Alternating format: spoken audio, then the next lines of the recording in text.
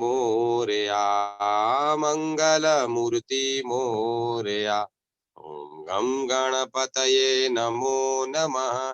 श्री सिद्धि विनायक नमो नमः। अष्टविनायक नमो नमः। गणपति बाबा मोरया, मंगलमूर्ति मोरया। ओम गं गणपतये नमो नमः। श्री सिद्धि विनायक नमो नमः। अष्टविनायक नमो नमः। गणपति बाबा मोरया, मंगलमूर्ति मोरया। ओम गं गणपतये नमो नमः। श्री सिद्धि विनायक नमो नमः। अष्टविनायक नमो नमः। गणपति बापा मोरया, मंगलमूर्ति मोरया। ओम गं गणपतये नमो नमः। श्री सिद्धि विनायक नमो नमः। अष्टविनायक नमो नमः। गणपति बापा मोरया, मंगलमूर्ति मोरया। ओम गं गणपतये नमो नमः। श्री सिद्धि विनायक नमो नमः। अष्टविनायक नमो नमः।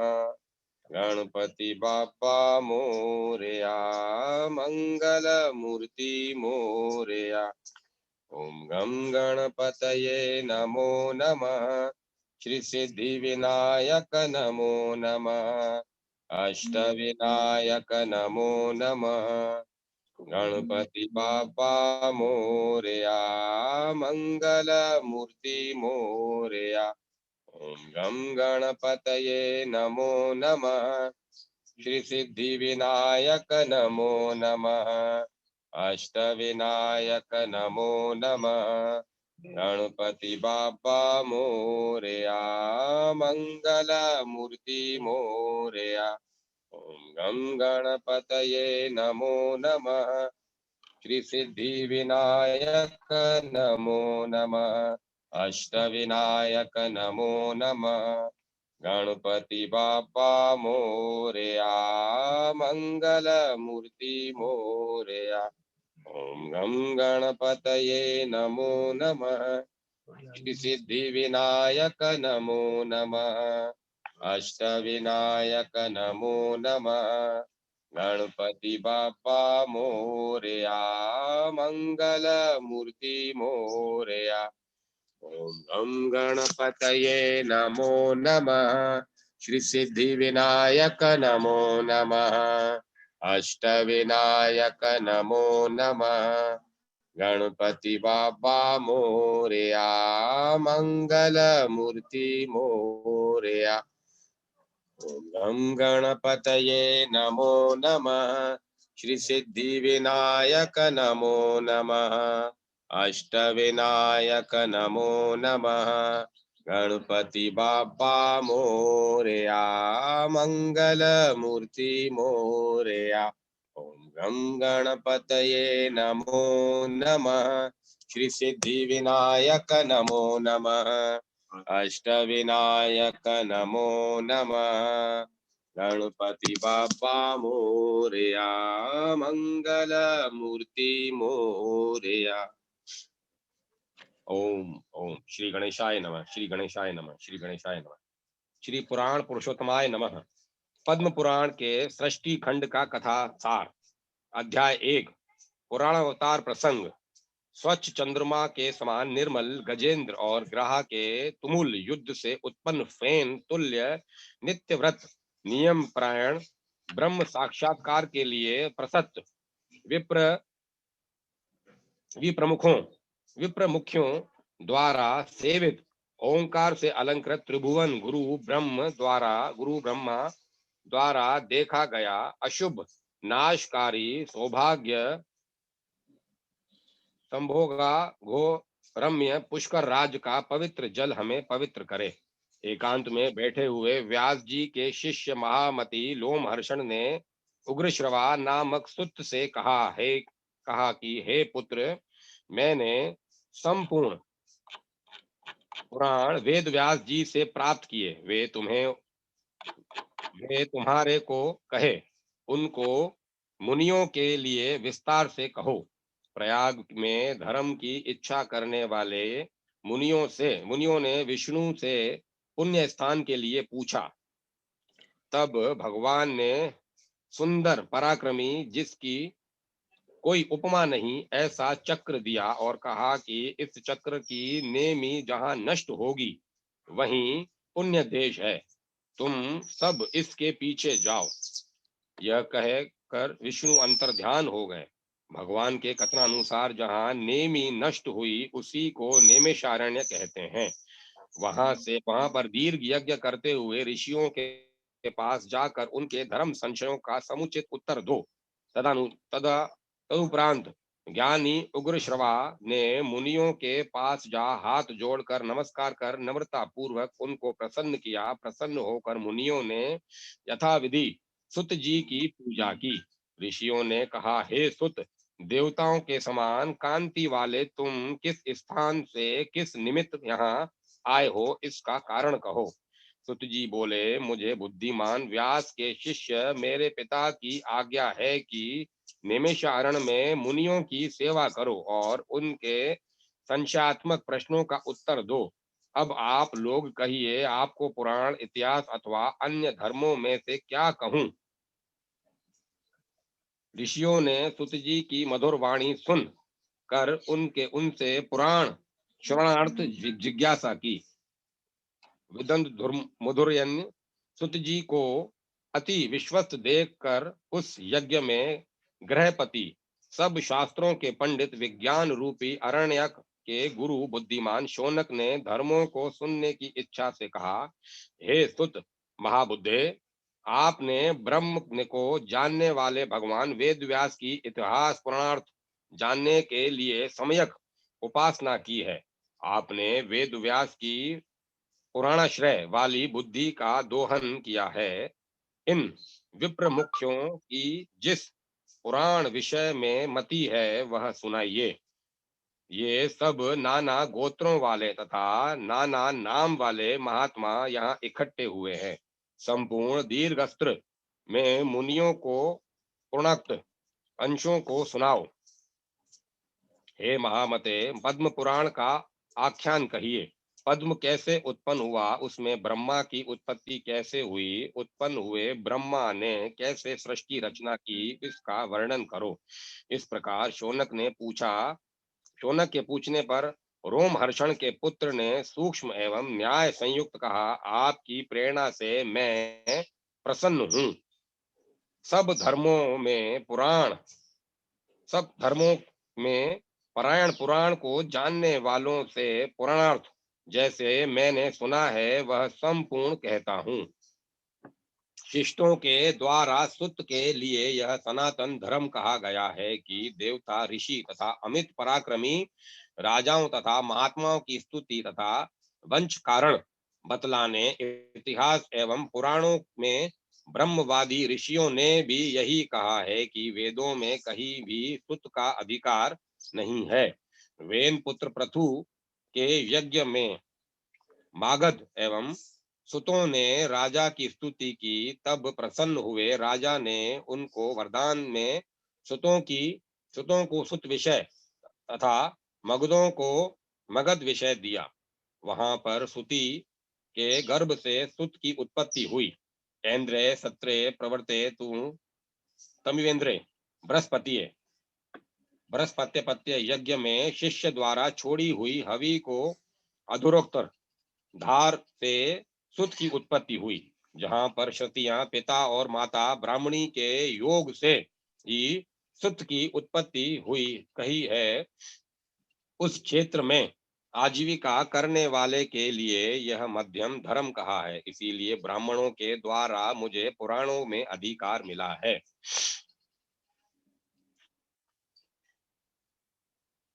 आप ब्रह्मवादी महर्षियों द्वारा पूछा गया, मैं यथाविधि ऋषि पूजित पुराण को कहता हूँ। पितरों की मानसी कन्या वासवा को प्राप्त हुई और पितरों की मानसी कन्या वासव को प्राप्त हुई और पितरों के द्वारा ध्यान की गई मत्स्य गर्भ में उत्पन्न हुई उसी सत्यवती में अग्नि में अरणि की तरह पूर्व जन्मा महर्षि पराशर से वासुदेव व्यासदेव की उत्पत्ति हुई। उन व्यासदेव ब्रह्म वाक्य के अनुव्रती पुराण पुरुष के लिए नमस्कार है। भगवद्रव वासुदेव को उत्पन्न होते ही संपूर्ण वेद प्राप्त हो गए। जिन व्यास जी ने मति रूपी मंथन दंड से वेद रूपी सागर से महाभारत रूपी चंद्रमा पैदा किया, भारत सूर्य चंद्र या आदि ये तीन नहीं होते तो ज्ञान अज्ञान रूपी अंधकार से युक्त संसार की क्या अवस्था होती। कृष्ण देवपायन व्यास को साक्षात नारायण जानो। उन वेद व्यास के बिना महाभारत की कौन रचना कर सकता है। मैंने सर्वज्ञ सब लोकों से पूजित प्रकाशवान तथा ब्रह्म जानने वाले पुराण पुरुष वेद व्यास से पुराण श्रवण किया है। जो पुराण संपूर्ण शास्त्रों से प्रथम ब्रह्मा जी को स्मरण हुआ, वही पुराण त्रिवर्ग का साधन तथा शतकोटि में विस्तृत एवं सब ज्ञान को उत्पन्न करने वाला एवं सर्वोत्तम है। संपूर्ण लोकों के निशेष होने पर वाजी घोड़े के रूप को धारण कर केशव ने ब्रह्मा जी के आदेश से वेदों का उद्धार किया। अब जब असुर ने वेद वेदांग पुराण एवं विस्तृत न्याय शास्त्र का अपहरण कर अपने अधीन किया, तब मत्स्य रूपी भगवान ने कल्प के आदि में समुद्र में ही संपूर्ण वेदों को ब्रह्मा जी से कह दिया और सुनकर ब्रह्मा ने प्रत्येक वेद को मुनियों से कहा। उसी समय से पुराण शास्त्र की प्रवृत्ति हुई। समय परिवर्तित होने से पुराणों के प्रति अभाव देख कर उनके संग्रह के लिए युग युग में ब्रह्मा जी व्यास रूप से इन पुराणों को द्वापर में चतुर्लक्ष 4 लाख पाठ कहा। उसके बाद भूलोक से में 18 प्रकार से प्रकाशित किया। आज भी देवलोक में जो 100 करोड़ से विस्तृत ये पुराण है, वे ही भूतल में संक्षेप में 4 लाख हैं। अब महापुण्य को देने वाला पद्म पुराण नामक पुराण कहता हूँ, जिसका विस्तार 55,000 श्लोक में 5 खंडों से युक्त है। उसके आदि में सृष्टि खंड, फिर भूमि खंड, स्वर्ग खंड, पाताल खंड और पंचम उत्तर खंड है। यही महापद्म है। इसी से संसार की उत्पत्ति है। यद्यपि मूल पाठ में 5 खंड ही लिखे हैं, परंतु पुस्तक का पाठ सृष्टि खंड, भूमि खंड, स्वर्ग खंड, ब्रह्म खंड, पाताल खंड, उत्तर खंड और क्रिया योग सार खंड से इस तरह 7 खंडों में विभाजित है। पद्म के वृतांत से आश्रित होने से ही इसका नाम पद्म पुराण है। यह पुराण स्वच्छ विष्णु महात्म्य से युक्त है। देवादिदेव हरि ने प्रथम ब्रह्मा को और ब्रह्मा ने उतना ही मरीचि से कहा। सर्व प्राणियों के आश्रयभूत इस पुराण को संसार में ब्रह्मा ने पद्म नाम से कहा। वही पुराण यहाँ 55,000 में कहा गया है, जिसमें संक्षेप से व्यास जी ने 5 पर्व कहे हैं। प्रथम पुष्कर पर्व में भगवान विष्णु की उत्पत्ति है। दूसरे तीर्थ पूर्व दूसरा तीर्थ पर्व जिसमें ग्रह गणों का वर्णन है। तीसरे पर्व में बहुत दक्षिणा देने वाले राजाओं का वर्णन है। चतुर्थ पर्व में वंशानुचरित है। पांचवें पर्व में मोक्ष एवं संपूर्ण तत्वों का वर्णन है। पुष्कर पर्व में ब्रह्मा जी द्वारा नवधा सृष्टि की रचना की गई है। यथा प्रथम देव मुनि एवं पितरों की रचना की, द्वितीय में पर्वत द्वीप एवं 7 समुद्रों का वर्णन है। तीसरे पर्व में रुद्र सृष्टि तथा दक्ष शाप का वर्णन है। चतुर्थ में राजाओं की उत्पत्ति एवं संपूर्ण वंशों का वर्णन है। अंतिम में मोक्ष का विस्तार वर्णन है। हे महर्षियों हे ऋषियों, इस पद्म पुराण में ये सब बातें आपको कहूंगा। यह पद्म पुराण अत्यंत पवित्र, यश का खजाना एवं पितरों को अत्यंत प्रिय तथा देवादिदेव विष्णु के प्रिय और संपूर्ण प्राणियों के महापापों को नाश करने वाला है। श्री गणेशाय नमः। श्री महामुनि वेद व्यास प्रणीतम पद्म पुराण, प्रथमो अध्याय। नारायण नर नरोत्तम देवी तथा सरस्वती को नमस्कार करके जय का, जय पुराण का उपलक्षण है, कीर्तन करता हूँ। जो त्वच चंद्रमा के समान शुभ्र, करीकर, हस्ती, शुंड का तथा मकर के द्वारा आलोड़ित फैनिल है, जो ब्रह्म ज्ञान निष्ठ, व्रत नियम परायण, प्रधान प्रधान ब्राह्मणों से सेवित है, जो ओमकार से अलंकृत त्रिभुवन के गुरु ब्रह्मा की दृष्टि पड़ने से पवित्र है, जो संभोग पूर्णता के कारण रमणीय है। उन सर्व अशुभहारी पुष्कर जल में आप लोग पवित्रता लाभ करिए। व्यास जी के शिष्य महामति लोमहर्षण ने एकांत में आसीन सुत उग्र श्रवा से कहा, हे तात, तुम ऋषिगण के आश्रम में जाओ। जब वे तुमसे धर्म तत्व के संबंध में जिज्ञासा करें, तब मुझसे जो संक्षेप में सुना है वही तुम उनसे विस्तार पूर्वक कह देना।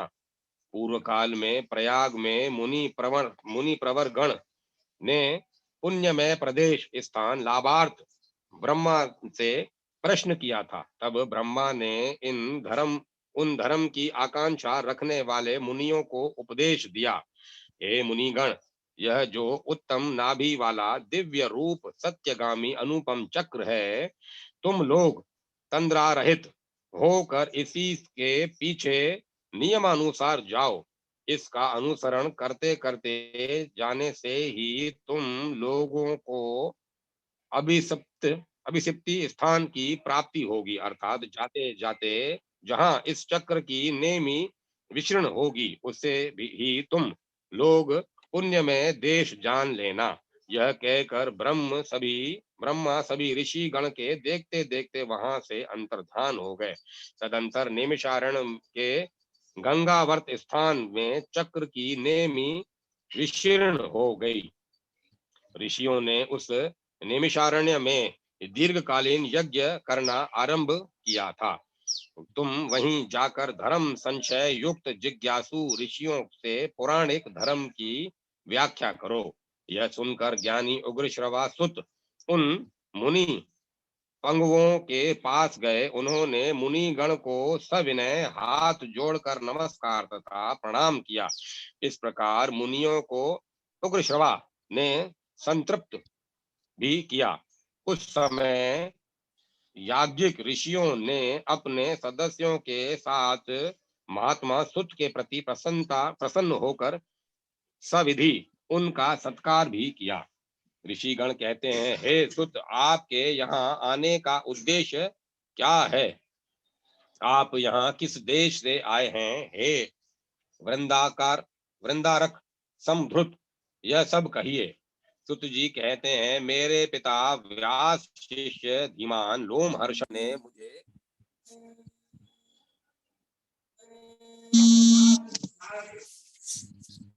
सुत जी कहते हैं, मेरे पिता व्यास शिष्य धीमान लोमहर्षण ने मुझे आदेश दिया है कि तुम जाकर मुनियों की शुश्रूषा करो।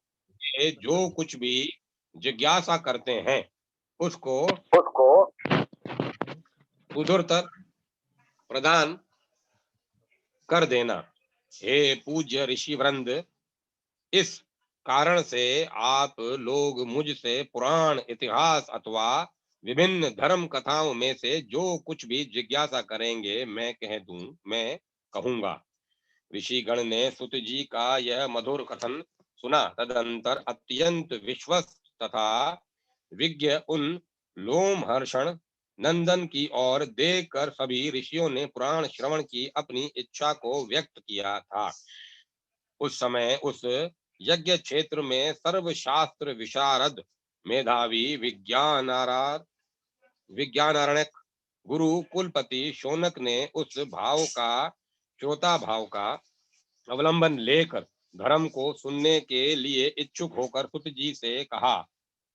शौनक जी ने सुत जी से कहा, हे महाबुद्धिमान सुत, आपने इतिहास पुराण ज्ञानार्थ ब्रह्मवितम भगवान व्यास की सम्यक रूपेण उपासना सेवा किया है। आपने उनकी पुराण श्रेणी शुभा मति का दोहन भी किया है। हे महाबुद्धि, तभी संप्रति इन सभी विप्र प्रवर लोगों की इच्छा पुराण सुनने की हो गई है, अतः आप इनको पुराण श्रवण कराएं। यहाँ एकत्र सभी ब्राह्मण गण नाना गोत्रोत्पन्न महात्मा हैं। ये सभी ब्रह्मवादी मुनि गण पूर्णोक्त अपने अपने अंश का श्रवण करें। इस दीर्घ यज्ञ सत्र में आप मुनि गण को यह श्रवण कराएं। हे महामती, आप पद्म पुराण का वर्णन करिए। अब कब यह पद्म उत्पन्न हुआ था?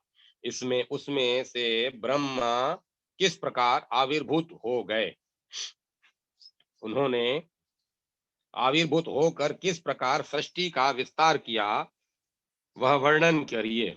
इस प्रकार से प्रश्न किए जाने पर लोमहर्षण नंदन उग्रश्रवा सुत ने उनको सुंदर प्रत्युत्तर देते हुए तथा सूक्ष्म न्यायानुगत वाक्यों को कहा कि हे मुनिगण, आप लोग सर्वधर्मज्ञ तथा पुराणों के ज्ञाता हैं।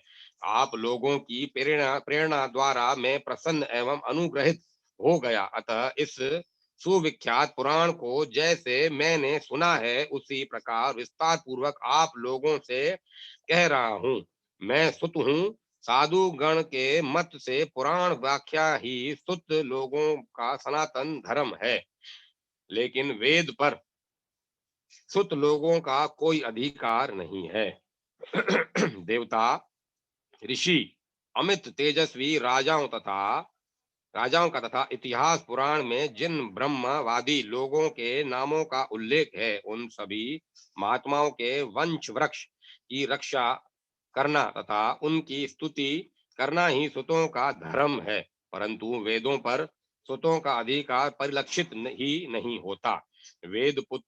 वेण पुत्र महात्मा राजा पृथु के यज्ञ में मगधों तथा सुत लोगों ने उन राजेश्वर की स्तुति किया था।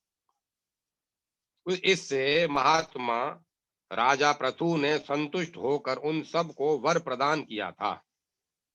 इस वर द्वारा राजा पृथु ने सुतगण को सुत देश तथा मगधों को मगध देश प्रदान किया था। पूर्वकालीन इंद्र यज्ञ प्रारंभ होने पर जब इस यज्ञ में बृहस्पति को सोम का पात्र प्रदान किया गया, तब देवेंद्र इंद्र ने उस पात्र का स्पर्श कर लिया था। शिष्य द्वारा स्पर्श किए जाने पर वह देव गुरु को प्रदत्त सोम दूषित हो गया। हीन संयोग होने पर उत्कृष्ट हवि विकृत हो जाती है। यह होते ही प्रतिलोम संयोग द्वारा सुत जाति में के मूल पुरुष उत्पन्न हो गए। सुतेते सोम पात्रे जात होने के कारण सोम पात्र से उत्पन्न होने के कारण ये सुत नाम से अभिहित तथा प्रसिद्ध हो गए। ये सुत प्रतिलोमज वर्ण संकर हैं। इह लोक में जो संतान ब्राह्मणी के गर्भ से क्षत्रियों के औरस से उत्पन्न हो गए, वे भी इस सुत जाति के मूल पुरुष के समान प्रति लोमज एवं सुत संज्ञा से प्रसिद्ध हो गए। ये बीज धर्म की प्रबलता के कारण क्षत्रिय साधर्म में होने के कारण उच्च ब्राह्मण धर्महीन तथा मध्य क्षत्रिय भावापन हो गए। तब ब्राह्मणों ने पुराण शास्त्र पर हम सुतों के अधिकार का विधान कर दिया। तभी आप ब्रह्मवादी लोगों ने धर्म शास्त्र की यह व्यवस्था देखकर मुझसे पुराण संबंधित प्रश्न किया। अतएव मैं इस समय व्यास देव को प्रणाम करके धरती पर इस ऋषि पूजित पुराण वार्ता को आप सबसे कहता हूँ। पितरों की मानसिक कन्या इंद्र के समीप उपस्थित हो गई। पितरों से अवज्ञात होकर अंत में उसने मत्स्य के गर्भ से जन्म लिया। जैसे अरणि अग्नि की उत्पत्ति का कारण कही गई है, इसी प्रकार से यही कन्या ही पुराणात्मा व्यास देव के जन्म का कारण है। भगवान पराशर के औरस से तथा इस कन्या के गर्भ से महर्षि व्यास ने जन्म लिया। भगवान व्यास सत्यमूर्ति ब्रह्म वाक्यानुवृत्ति पुराण पुरुष कहा गया है।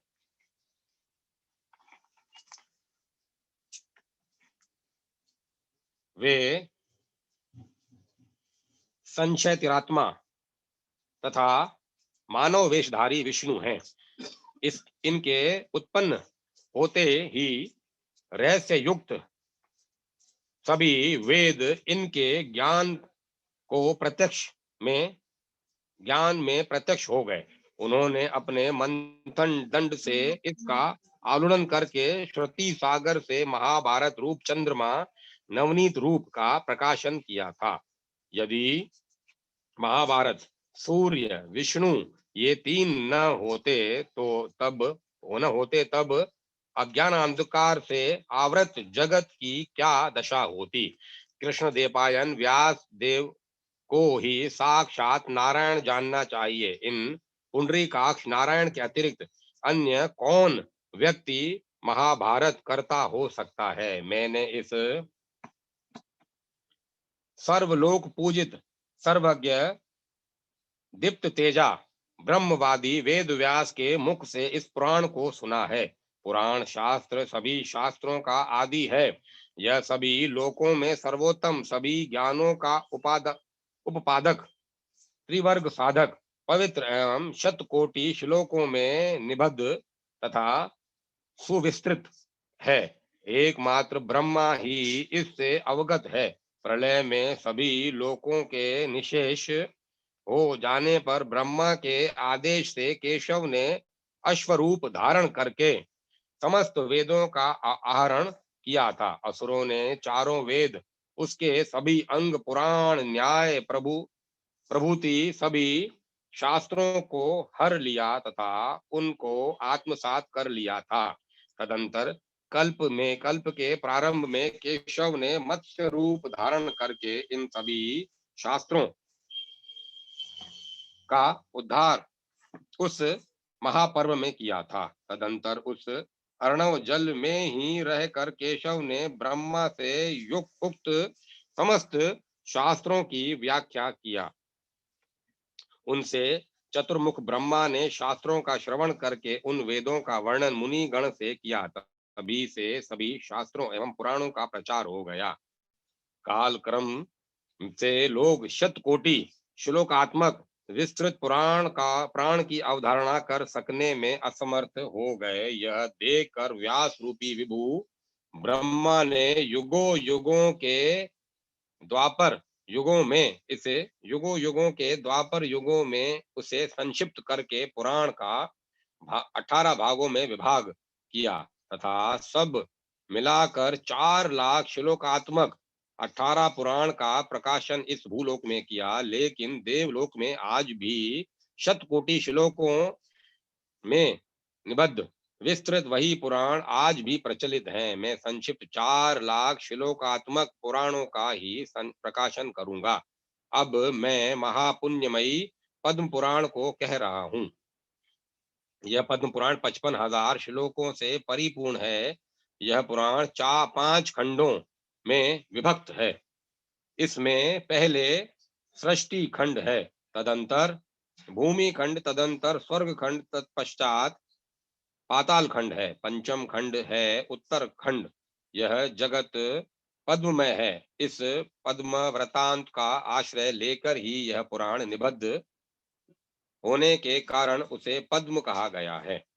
यह पवित्र पद्म पुराण विष्णु महिमा युक्त होने के कारण निर्मल है। देवादिदेव हरि ने पूर्व काल में इसे ब्रह्मा से कहा था। पूर्व काल में ब्रह्मा ने पुत्र मरीचि मुनि से पुराण का जो अंश कहा था वही पद्म पुराण है।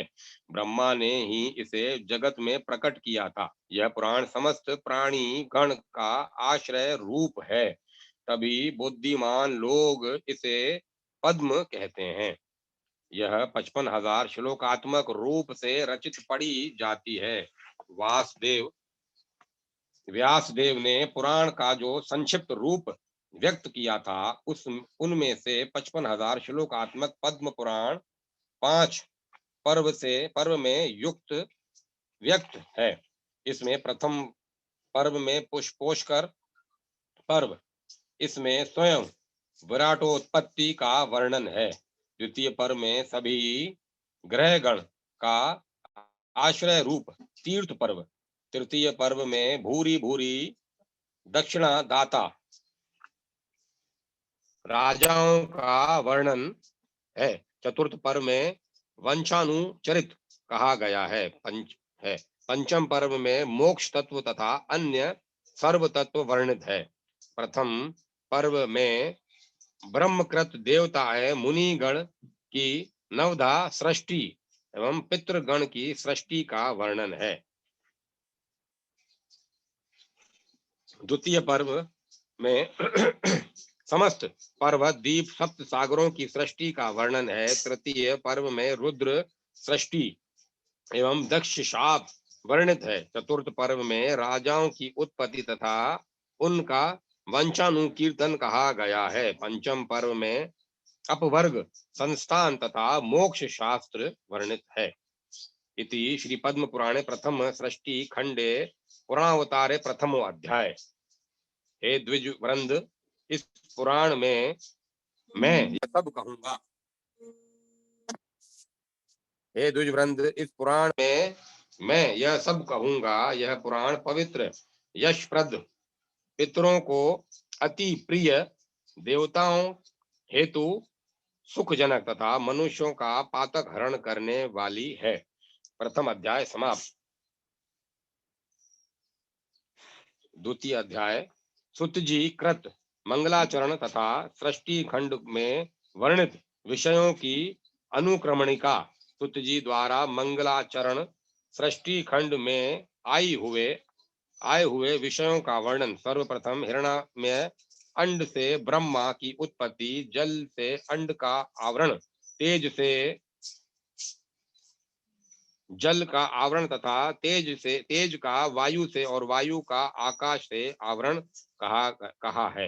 लोक, नदी एवं पर्वतों की उत्पत्ति, मनवंतरों का वर्णन, द्वीप एवं समुद्रों का वर्णन, सूर्य एवं चंद्रमा का संचार तथा ग्रहों का वर्णन, ध्रुव और शिशुमार का वर्णन, वशिष्ठ आदि को की उत्पत्ति। इस पुराण को ब्रह्मा ने पुलस्त को एवं पुलस्त ने भीष्म को कहा। जो चारों वेद एवं उपनिषद तथा पुराणों को जानता है वही विद्वान कहा गया है। अल्पश्रुत से वेद डरता है कि यह मुझे मारेगा, अतः मनुष्य को बहुश्रुत होने की आवश्यकता है। ऋषियों ने सुत जी से पूछा कि भीष्म और पुलस्त्य जी का सम्मिलन कैसे हुआ। उनका दर्शन परम दुर्लभ बताया गया है। अत्यंत आश्चर्य की बात है कि क्षत्रिय भीष्म ने पुलस्त्य जी की कैसे आराधना की तथा उन्होंने कैसे संपूर्ण पुराण सुनाया।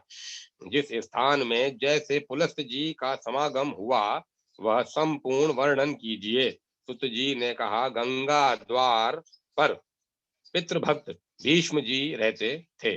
ब्रह्मा जी के आदेश से पुलस्त्य जी का भीष्म के पास गमन। पुलस्त्य जी ने भीष्म से कहा, हे भीष्म, तुम्हारे तप से प्रसन्न हूँ, तुम्हारी मनोकामना पूर्ण होगी। मैं ब्रह्मा जी के आदेश से तुम्हारे पास आया हूँ। पुलस्त्य जी के वचन सुन भीष्म जी ने साष्टांग प्रणाम किया तथा पागार्धादि की पूजन किया। पुलस्त्य जी ने कहा, तुम सत्य वक्ता हो तथा दानशील हो, मैं तुम्हारे ऊपर प्रसन्न हूँ, जो पूछना हो कहो। भीष्म ने कहा, हे भगवान, ब्रह्मा जी ने कैसे देवादियों को की रचना की तथा कैसे विष्णु एवं रुद्र की स्तुति एवं पृथ्वी जल, तेज, आकाश, द्वीप, समुद्र तथा नदियां एवं कैसे सूर्य आदि ग्रहों की रचना की। भीष्म के वचन सुनकर पुलस्त जी का पर ब्रह्म परमात्मा के विषय में समुचित उत्तर देना। द्वितीय अध्याय सुत जी कृत मंगलाचरण एवं सृष्टि खंड में वर्णित विषयों की अनुक्रमणिका। सुतवाच। सुत जी कहते हैं, इस विश्व ब्रह्मांड के स्वामी हैं, मैं उनको नमस्कार करता हूँ जिन प्रधानज्ञ पुरुष ने इस सृष्टि रूप भाव का विस्तार किया है, जो लोक करता लोक तत्वज्ञ योगावलंबी योगी वित है, जो स्थावर जगम सर्वभूत समूह की सृष्टि करते हैं। मैं पुराणाख्यान का जिज्ञासु होकर उन अज विश्वकर्मा लोक साक्षी चित्पाती विभु का शरणयन हो गया हूँ। मैं समाहित भाव से ब्रह्मा विष्णु महेश्वर को, अन्यान्य लोकपालों को, सविता को, मुनिगण को, वरिष्ठ महात्मा वशिष्ठ को तथा तत्वक्ता दीप्त तेजा जातुकर्ण्य को प्रणाम करके भृगु वाक्यानुवृत्ति पुराण पुरुष वेद व्यास को नमस्कार करता हूँ। मैंने उन सर्वलोक पूजित दीप्त तेज सर्वज्ञ ब्रह्मवादी पुरुष से पुराण श्रवण किया है, जो सदात्मक अव्यक्त कारण है। उन्होंने ही महदादि से लेकर विशेष पर्यंत समस्त का सृजन किया है। सर्वप्रथम हिरण्यमय अंड से ब्रह्म उत्पत्ति कही गई है। इस अंड का आवरण जल है, जल का आवरण है तेज, तेज का आवरण है वायु, वायु का आवरण है आकाश, आकाश का आवरण भूतादि है, अर्थात तामस अहंकार है। भूतादि का आवरण है महान, उस महत्व का आवरण है अव्यक्त। इस अंड से ही लोक समूह का प्रादुर्भाव कहा गया है। तदंतर इस सृष्टि खंड में नदी पर्वतों के प्रादुर्भाव का वर्णन, संक्षेप में मनवंतर एवं कल्पों का वर्णन, ब्रह्म वृक्ष के लय का कथन, पुनः ब्रह्मा की प्रजा सृष्टि कथन, कल्प समूह का संचार, जगत की स्थापना, जल में श्री हरि का शयन, पृथ्वी का उद्धार, भृगु श्राप से केशव का दशधा जन्म संचार, योगादि सन्निवेश, समस्त आश्रम विभाग, स्वर्ग स्थान विभाग, मानव देवता पशु पक्षी जन्म पर्व, कल्प का निर्वचन, स्वाध्याय परिग्रह, ब्रह्म का पुनः बुद्धि पूर्वक प्रतिसर्ग, अबुद्धि पूर्वक अन्य 3 प्रतिसर्ग का इसमें वर्णन है। इसमें इसके अनंतर ब्रह्मा के 4 मुख से भृगु आदि ऋषिगण के प्रजा सर्ग का वर्णन है। तत्पश्चात ब्रह्म ऋषि वशिष्ठ के ब्रह्मत्व का वर्णन, स्वयंभू मनु का प्रसंग वर्णन, महात्मा नाभि एवं रज की उत्पत्ति का कथन, द्वीप समुद्र पर्वतों का वर्णन, 7 समुद्रों के मध्य में स्थित नाना द्वीपों तथा उनके निवासी लोगों का वर्णन, उन द्वीपों की नदी पर्वत नदों का विवरण, 7 समुद्रों से घिरे जम्बूपादी निखिल द्वीप, अंड के अंतर्गत सभी लोक, सप्तद्वीपा, मेदिनी, ध्रुव के सामर्थ्य से सूर्य चंद्रादि ग्रह एवं ज्योतिषिक मंडली का संचार, प्रजा वर्ग के शुभाशुभ को भी मैं कहूंगा। ब्रह्मा द्वारा सौर संयंत्रों का निर्माण हुआ। सौर संयंत्र सूर्य देव के रथ एवं अश्व, भगवान ब्रह्मा द्वारा कल्पित भगवान दिवाकर इन अश्वों की ही सहायता से अपने पथ पर संचरण करते हैं। सूर्यादि के अश्वों का ध्रुव से ही प्रवर्तन होता है। ब्रह्मा ने तदंतर शिशुमार की कल्पना निर्माण किया।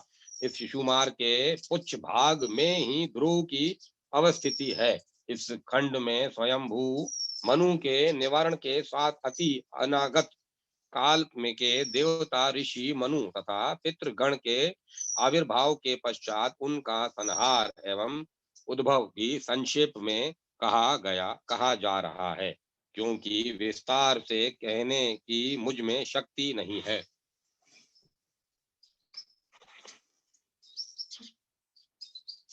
इसमें मनवंतर के देवता तथा प्रजापति गण की कथा का भी वर्णन है। इसमें नैमित्तिक, प्राकृतिक तथा आत्यांतिक भूत समूह का प्रति संचार, सूर्य से अनावृष्टि, भास्कर का घोर संवर्त, कालानल, एकावर्ण कर्ता मेघ गण की कथा कही गई है। इस पुराण में सभी प्राणी गण के पाप परिणाम से मिलने वाले रौरव आदि नरक भोग की, ब्रह्मा के प्रति सर्ग की, सर्व संहार की कथा वर्णित है। इसी में महात्मा ब्रह्मा की रात्रि का भी वर्णन है। तदंतर ब्रह्मा की संध्या का लक्षण विशेषतया कहा गया है। मैं इसके पश्चात पंच महाभूत सप्तलोक का वर्णन करूंगा।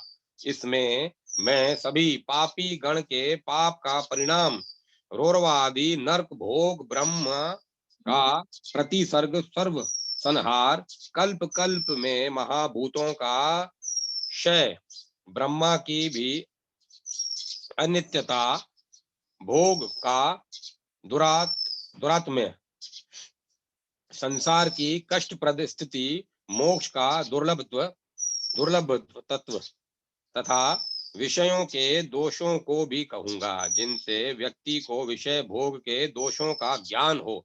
इन सभी विषयों में मैं वर्णन करूंगा सत्यवादी व्यक्ताव्यक्त भाव न रहने के पर केवल मात्र ब्रह्म ही प्रतिष्ठित रहते हैं, अथवा यह भी अर्थ है कि व्यक्ताव्यक्त का त्याग कर देने पर सत्यमेव ब्रह्म ही प्रतिष्ठित रहते हैं। इस जगत के नानात्व को देखकर तथा जानकर स्वस्थ जीव ब्रह्म प्राप्ति हेतु प्रयत्नरत हो जाता है। तदंतर यह वह ताप तृण से परे निरुपाधि का एवं निरंजन होकर ब्रह्मानंद लाभ करके सर्वत्र निर्भय रूप हो जाता है। इस प्रमाणात्मक पुराण में यही मेरा कथनीय विषय रहेगा। इसके अतिरिक्त इस पुराण में संक्षेप में यही मेरा वक्तव्य विषय है। इसके अतिरिक्त इसमें जगत का सर्ग, सृष्टि, प्रलय तथा विक्रिया का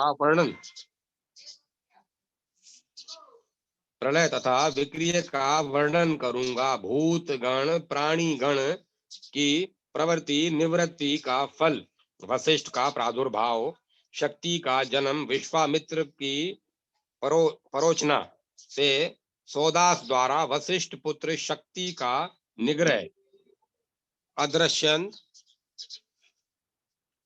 अदृश्यंती के गर्भ से पराशर की उत्पत्ति, पराशर से पितृगण की मानसिक कन्या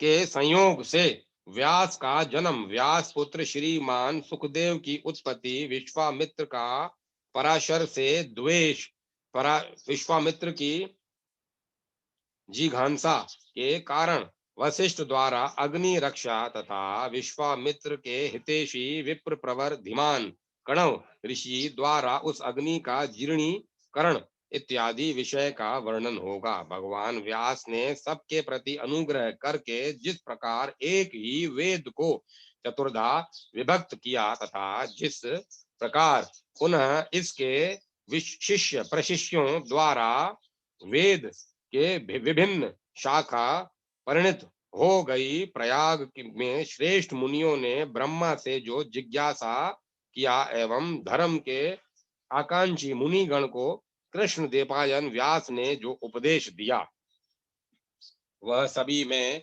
यथायथ व्याख्या के साथ कह रहा हूं। पूर्व काल में भगवान ब्रह्मा ने जो अनुत्तम अतीव उत्तम लोक तंत्र महात्मा पुलस्त से कहा था, वही महर्षि पुलस्त ने गंगा द्वार पर भीष्म से कहा। वह धन्यतम यशप्रद आयुप्रद है। इसका श्रवण करने से, कीर्तन करने से, विशेषतः धारण करने से सभी पातक नष्ट हो जाते हैं। यह पुराण अनुक्रमणिका अनुक्रमणिका के साथ सुत द्वारा प्रकाशित है। पूरा काल में ब्रह्मा ने इसका विस्तृत वर्णन ब्राह्मणों से किया था। जो जितेंद्रिय व्यक्ति इसके पाद मात्र से सम्यक्त अवगत हो जाता है, साथ ही अध्ययन करता है, इतने से ही उसने समस्त पुराणों का अध्ययन संपन्न कर लिया। इसमें तनिक संशय न करें।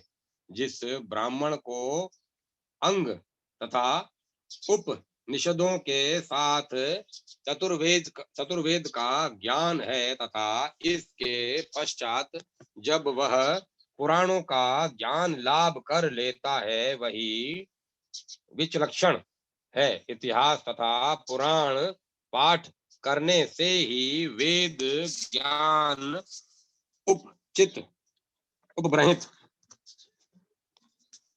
होता है। अल्पज्ञ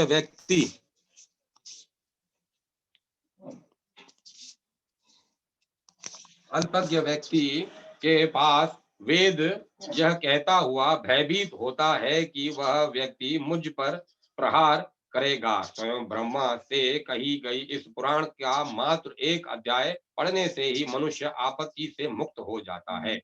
उसे उत्कृष्ट गति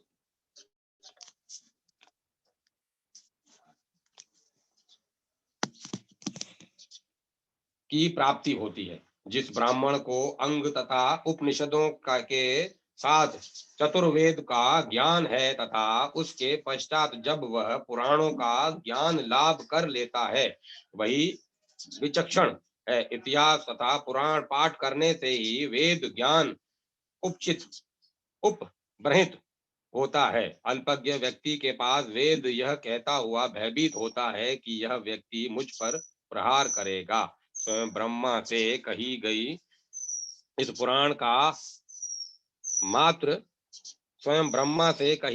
पुराण का मात्र एक अध्याय पढ़ने से ही मनुष्य आपत्ति से मुक्त हो जाता है। उसे उत्कृष्ट गति की प्राप्ति होती है। पूर्व काल में जो परंपरागत रूप से कही जाती है, उसी का नाम पुराण है। जो पुराण की इस निरुति को जानता है, वही सर्व पाप रहित हो जाता है।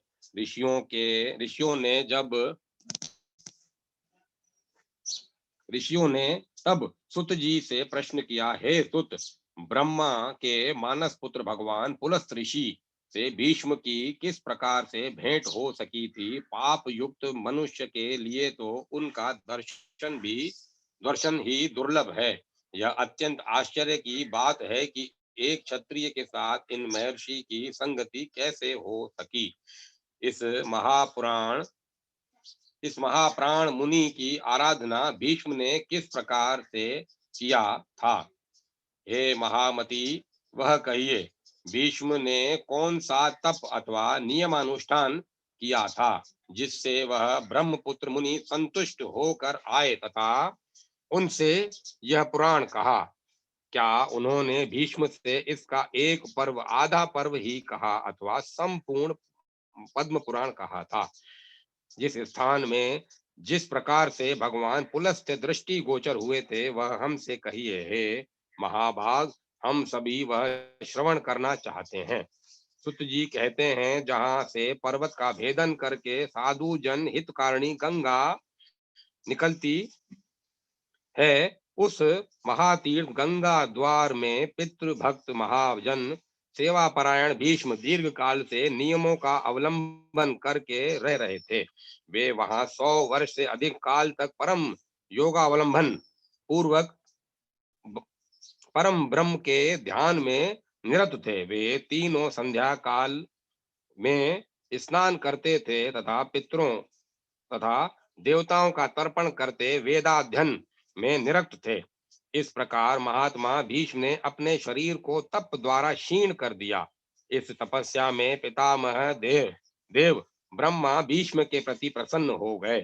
ब्रह्मा के पुत्र ऋषि सप्तम पुलस्त ने कहा तुम पुलस्त से कहा तुम कुरु कुरु कुलोत्पन्न देवव्रत वीर भीष्म से जाकर कहो कि तुम अब तप मत करो। इस तपस्या को करने का क्या कारण है वह कहो। हे महाभाग भीष्म भक्ति पूर्वक पितृगण का ध्यान करते वहां स्थित है। उनका जो अभिप्राय है उसे तुम शीघ्र जाकर पूर्ण करो। पितामह का यह वचन सुनकर मुनिस्तम पुलस्त ने गंगा द्वार आकर भीष्म से कहा हे भद्र तुम्हारे मन में जो आकांक्षा हो वह वर मांगो। हे वीर तुम्हारे इस तप से साक्षात देव पितामह संतुष्ट हो गए हैं, अतः उनकी प्रेरणा से मैं यहाँ आया हूँ। उनके द्वारा भेजा जाकर मैं आया हूँ। मैं तुमको इपिसित वर प्रदान करूंगा। जब भीष्म ने पुलस्त के इन मन तथा कानों को सुख प्रदान करने वाले वचन को सुना तब उनको साष्टांग प्रणाम किया। उन्होंने अपने सर्वांग का इस साष्टांग स्थिति में भूमि से स्पर्श कराते हुए प्रणत भाव से कहा आज मैंने आपके जगत वंदित चरण युगल को देखा है। इससे मेरा जन्म सफल हो गया तथा दिन की दिन भी शुभ हो गया। ऐसा प्रतीत हो रहा है मैंने आपका साक्षात दर्शन प्राप्त कर लिया। इसी से ही मुझे अपनी तपस्या का फल मिल गया। आप वर देने हेतु नदी तट पर उपस्थित हैं। मेरे द्वारा प्रदत्त इस वृश्चिक पर आकर सुखपूर्वक आसन ग्रहण करिए। इस पलाश के पत्ते में दूर्वा अक्षत कुसुम कुश सरसों दधि जौ मधु द्वारा बनाया गया यह अष्टांग अर्घ्य ग्रहण करें। पुरातन मुनि गण ने अर्घ्य रचना की यह विधि कहा है विधि कहा है। ऋषि पुलस्त ने अमित तेजस्वी भीष्म का यह कथन सुना तथा उनके द्वारा प्रीति के साथ प्रदत्त विष्टर तथा पाद के साथ अष्टांग अर्घ्य पात्र ग्रहण किया। वे भीष्म के सदाचार से उत्थेष्ट प्रसन्न हो गए। ऋषि पुलस्त ने कहा ऋषि पुलस्त कहते हैं तुम सत्यवान दानी सत्यसंध नर श्रेष्ठ तथा हिमान हो। तुम मैत्र क्षमाशील शत्रु के लिए विक्रांत हो। तुम धर्मात्मा कृतज्ञ प्रिय भाषी मान्य जनों को मान देने वाले विज्ञ हो। तुम ब्राह्मण वत्सल तथा साधु वत्सल भी हो। हे वत्स मैं तुम्हारे प्राणीपात से अत्यंत प्रसन्न हो गया। हे महाभाग अपनी बातों को व्यक्त करो यह मेरा कहना है। भीष्म ने कहा हे भगवान ब्रह्मा ने पूर्व में किस समय देवताओं की सृष्टि किया था। भगवान विष्णु किस प्रकार सब का पालन करते हैं यह कहिए। किस प्रकार रुद्रदेव का निर्माण हुआ। किस प्रकार उन महात्मा द्वारा देवता एवं ऋषि गण रुष्ट हो गए। किस प्रकार पृथ्वी आकाश सप्त सागर द्वीप पर्वत ग्राम अरण्य पुरु मुनि प्रजापति सप्त ऋषि श्रेष्ठ वर्ण समूह वायु स्थान गंधर्व यक्ष राक्षस तीर्थ नदी सूर्यादि ग्रहण ग्रह नक्षत्रों की भगवान ने सृष्टि किया, वह कहिए। ऋषि पुलस्त कहते हैं, परम परात्पर परमात्मा पितामह रूप वर्ण रहित हैं। उनका कोई भी विशेषण नहीं है। उनका उपशय विनाश नहीं होता।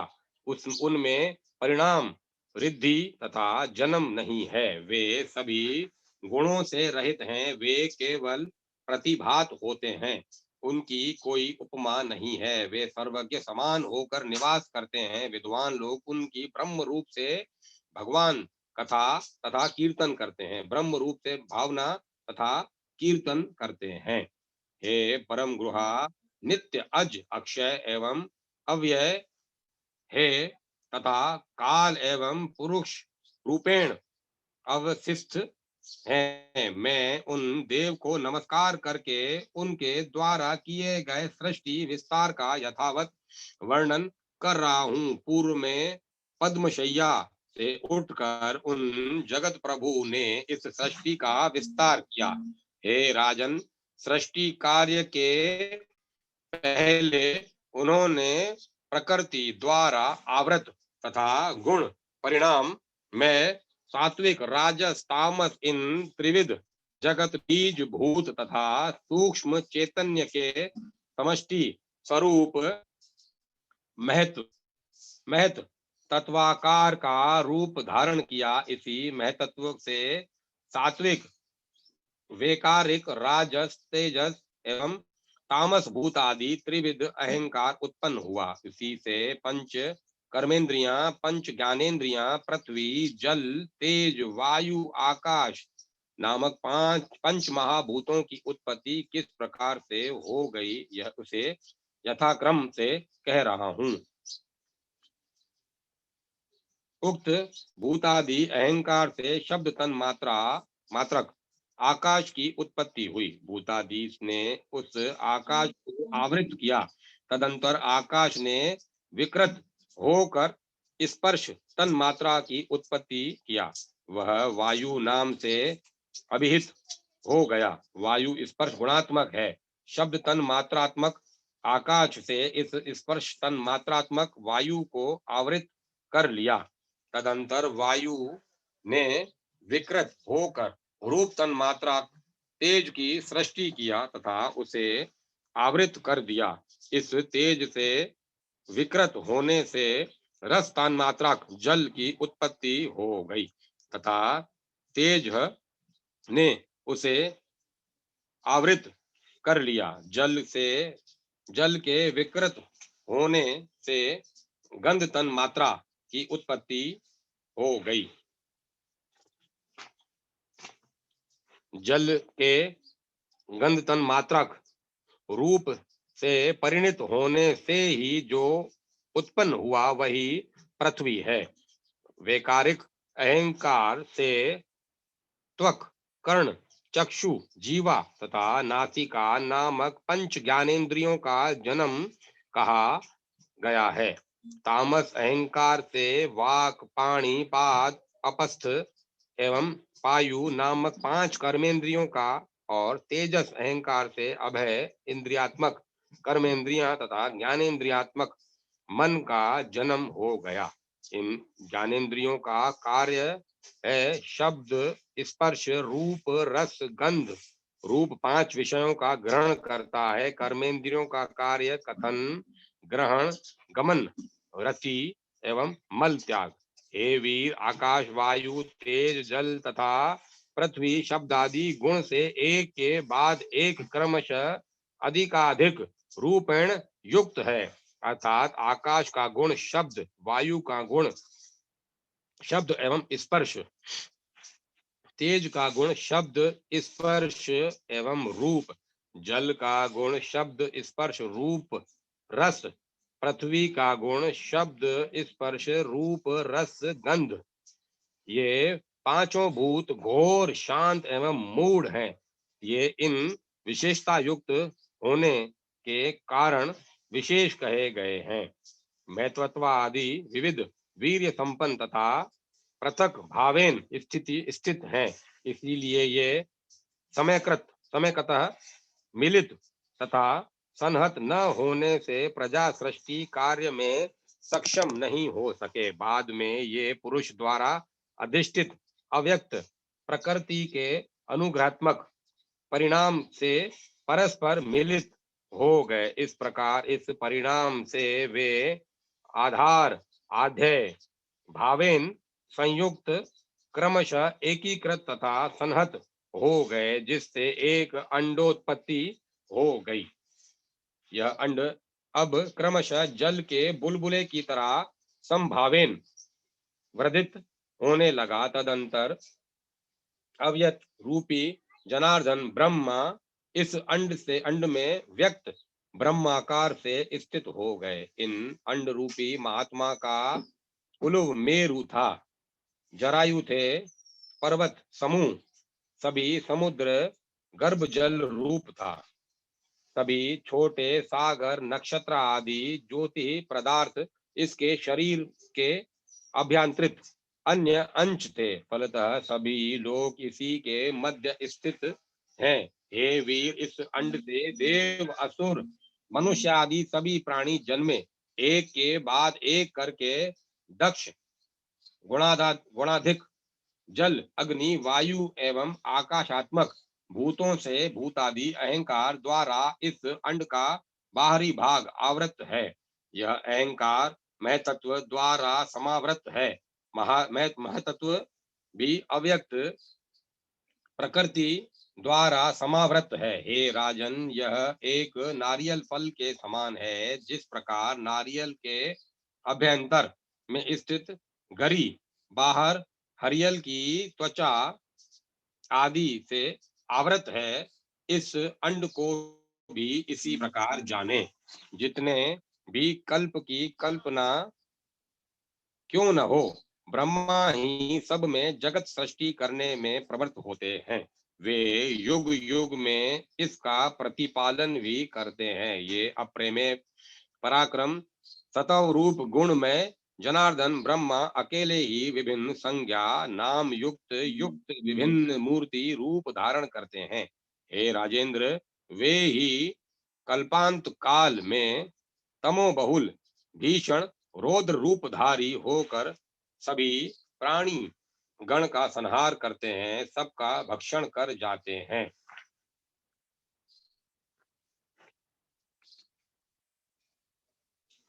वे सर्वरूपधारी विभु ही सर्वभूत समूह का संहार कर देते हैं। तदंतर वे सर्वरूपधारी विभु सभी भूत समूह का संहार करते जगत में एकाणुकार होकर नाग प्रयुक्त शैया पर शयनरत एवं निंद्रित रहते हैं। इसके अनंतर वे प्रबुद्ध होकर सृष्टि स्थिति संहारात्मक जगत कार्य का निर्वाह करने के लिए ब्रह्मा विष्णु रुद्र रूप त्रिमूर्ति धारण करते हैं। तब ब्रह्मा सृष्टि विष्णु स्थिति तथा रुद्र संहार कार्य करते हैं। वे प्रभु ही सभी के ईश्वर शिवरूप तथा अव्य हैं। पृथ्वी जल तेज वायु आकाश रूप पंचभूतात्मक सृष्टि प्रभुति उनका ही पंचभूतस्थ कार्य है। वह सब इन पंच महाभूत का ही परिणाम साधन रूप उपकार संपादन कार्य है। वे ही सृष्टा, वे ही सृज्य, वे ही पालक हैं। सृज्य जिसका सर्जन हुआ है, वे ही पाल्य भी हैं, पाल्य जिसे पाला जाए। वे ही अवस्था भेद से ब्रह्मादि असंख्य मूर्तियां धारण कर लेते हैं। वे ही ब्रह्मा वरिष्ठ वरद एवं वरण्य रूप में से निरूपित किए गए हैं। द्वितीय अध्याय समाप्त।